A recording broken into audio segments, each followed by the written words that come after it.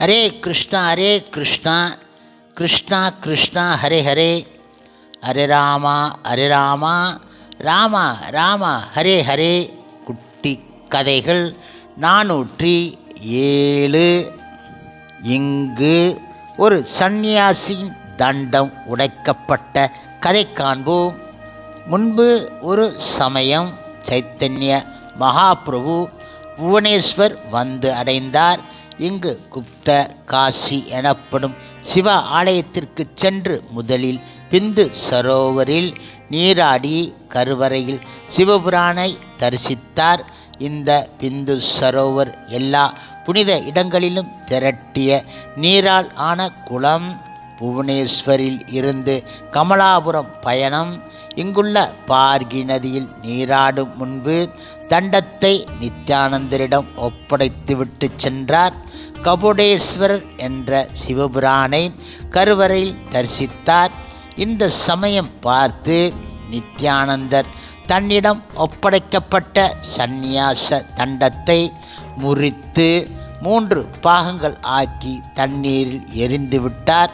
இதன் காரணத்தினால் பார்கி நதி பிற்காலத்தில் தண்டபங்கா நதி ஆயிற்று. பரமஹம்சர் என்ற உச்ச நிலைக்கு உயர்ந்த சந்நியாசியான ஒருவர் நாடு முழுவதும் திக் விஜயம் செய்த பிறகு சந்நியாச தண்டத்தை விட்டுவிட வேண்டும் என்பதாகும். சைத்தன்ய மகாபிரபு பகவானின் திரு உருவம் ஆனதால் அவர் பரமஹம்சர் நிலை எய்துவரை காத்து இருக்க தேவை கிடையாது என்று நினைத்த முழுமுதற் கடவுள் மற்றும் பரம புருஷ பகவான் ஸ்ரீ கிருஷ்ணரின் அவதாரம் ஆன நித்யானந்தர் அவரது தண்டத்தை முறித்துவிட்டார். தூரத்தில் ஜெகநாதர் கோவில் தெரியவே பக்தி பரவசத்தில் சைத்தன்ய மகாபிரபு ஆடினார். மானசீகமாக பகவானை சேவித்தார். அவரை பார்த்து மற்றவர்களும் பக்தி பரவசத்தில் குதித்தார்கள்.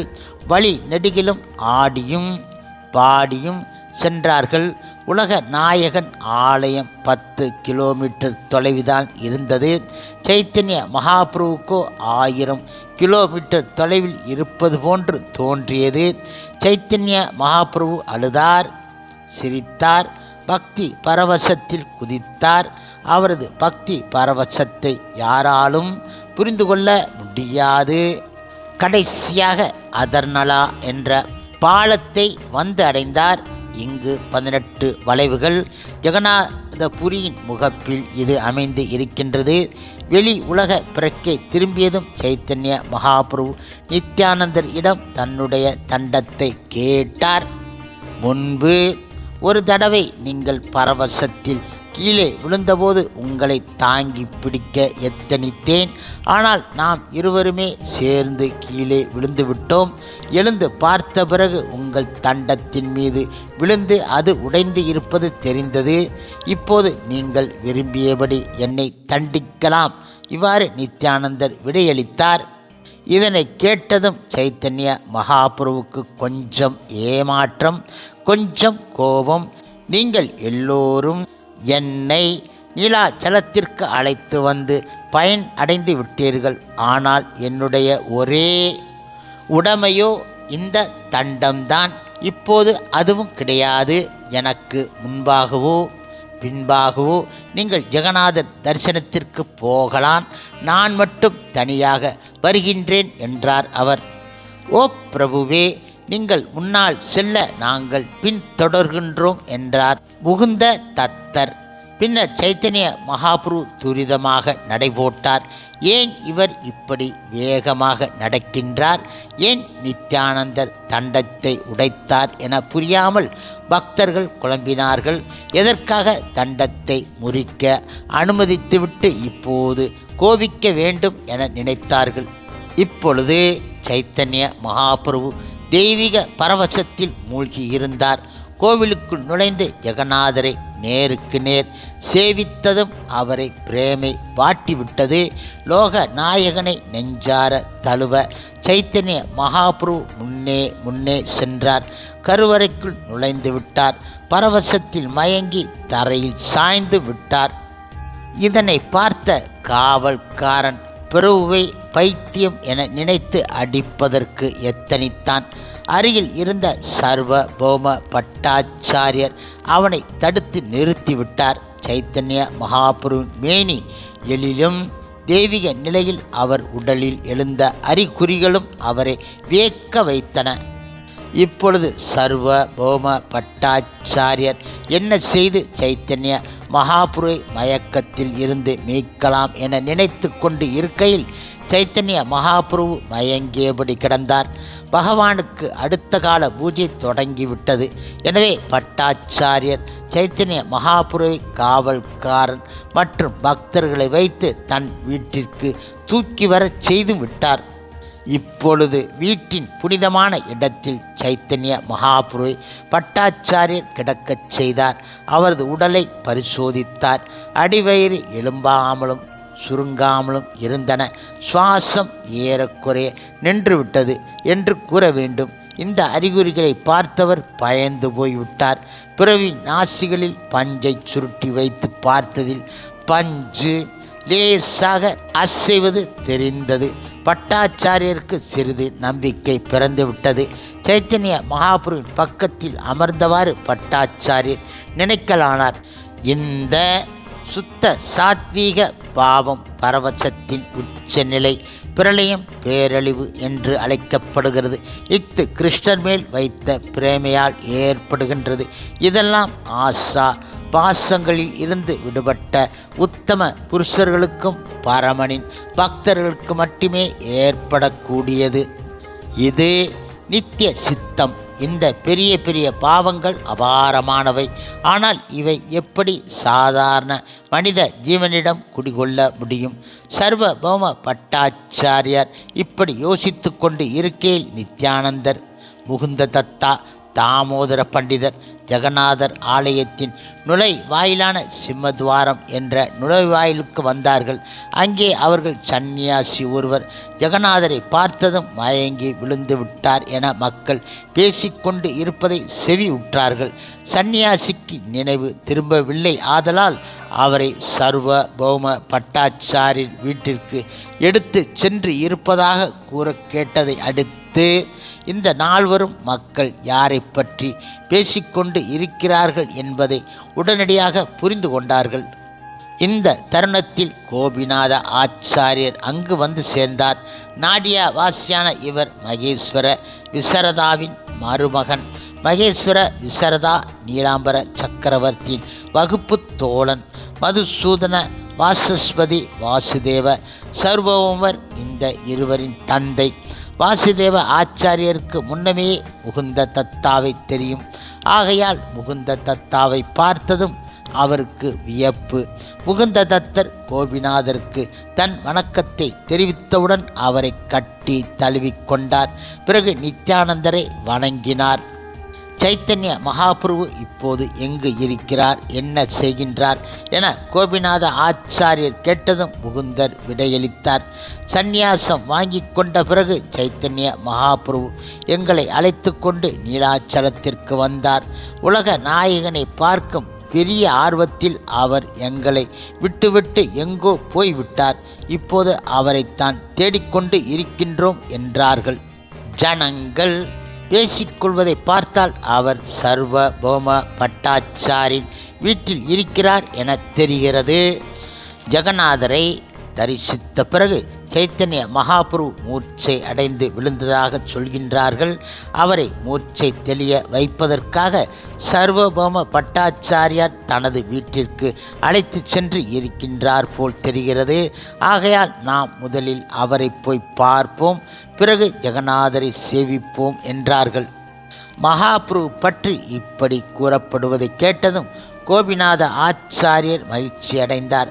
பட்டாச்சாரியின் வீட்டிற்கு சென்று பார்த்ததும் சைத்தன்ய மகாபிரபு கிடந்த நிலை அவரை துன்புறுத்தியது. இருப்பினும் சைத்தன்ய மகாபிரபுவை பார்த்ததில் மட்டற்ற மகிழ்ச்சி. பக்தர்களை பட்டாச்சாரியர் தக்க முறையில் வரவேற்றார். நித்யானந்தரை பார்த்ததும் அவருக்கு தனியாக மரியாதை செலுத்தினார். பிறகு தன் மகன் சந்தேஸ்வரனை விட்டு பக்தர்களை ஜெகநாதர் ஆலயத்திற்கு அழைத்துச் செல்லச் செய்தார். ஜெகநாதரை சேவித்த அனைவரும் மகிழ்ச்சி அடைந்தார்கள். குறிப்பாக நித்யானந்தர் பக்தி பரவசம் மேலிட ஏறக்குறைய தடாலென தரையில் சாய்ந்தார். ஆனால் பக்தர்கள் அவரை தாங்கி பிடித்து கொண்டார்கள். பிறகு ஒரு அர்ச்சகர் பகவான் மேனியில் அணிவிக்கப்பெற்று இருந்த பூமாலையை கழற்றி நித்யானந்த பிரபுவிடம் கொடுத்தார். மற்ற எல்லா பக்தர்களும் அந்த மாலையை தொட்டு கண்ணில் ஒற்றி கொண்டார்கள். பின்னர் பக்தர்கள் சர்வபௌம பட்டாச்சாரின் வீட்டிற்கு திரும்பினார்கள். ஹரே கிருஷ்ண மகா மந்திரத்தை உரத்த குரலில் இசைக்கத் தொடங்கினார்கள். நண்பர்கள் சற்று முன்பு சைத்தன்ய மகாபிரபுவுக்கு நினைவு திரும்பியது. ஹரி ஹரி என அவர் கதறினார். பட்டாச்சாரியருக்கு சைத்தன்ய மகாபிரபு இயல்பு நிலையில் பார்க்க மகிழ்ச்சி.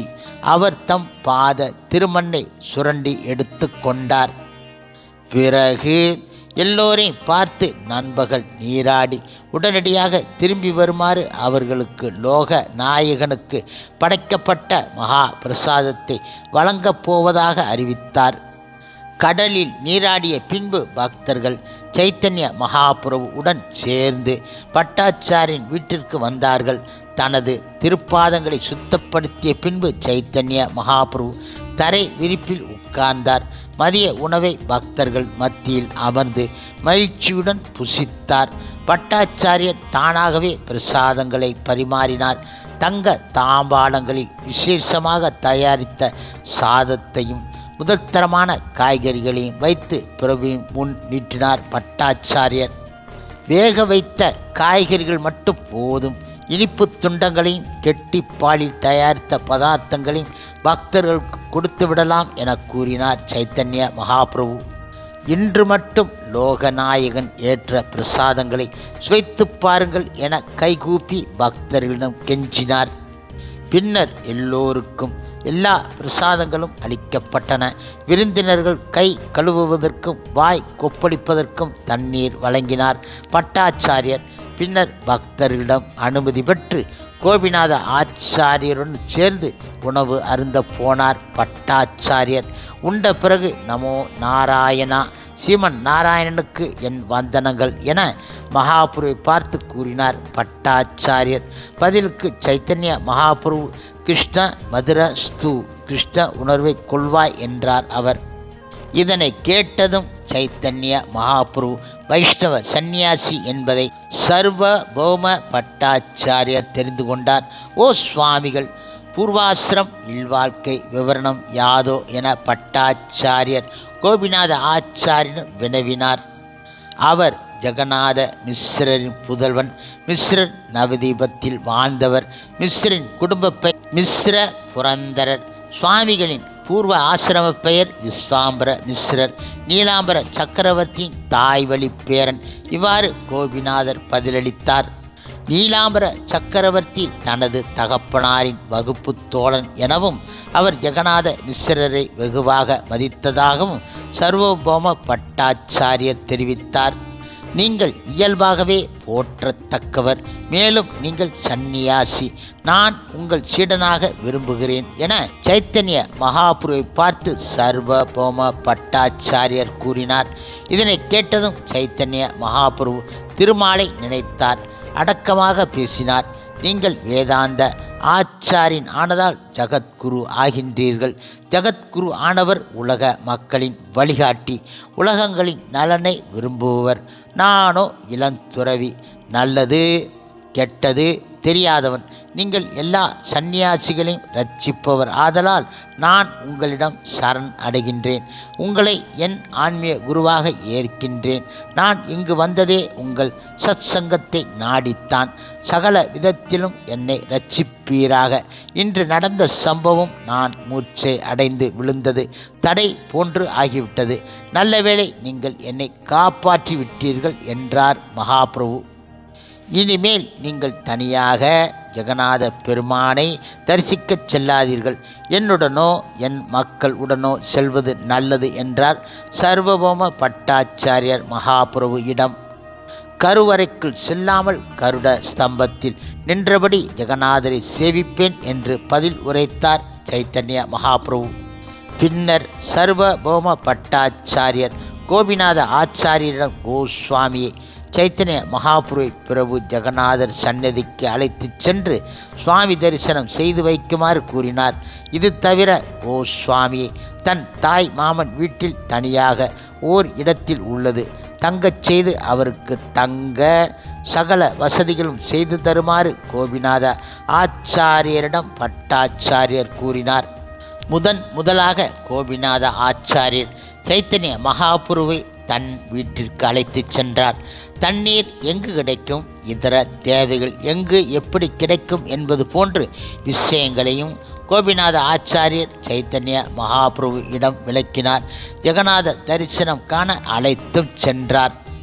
ஹரே கிருஷ்ணா கிருஷ்ணா கிருஷ்ணா ஹரே ஹரே, ஹரே ராமா ராமா ராமா ஹரே ஹரே. சில பிரபுபாதரின் சேவையில் இஸ்கான் பக்தர்கள்.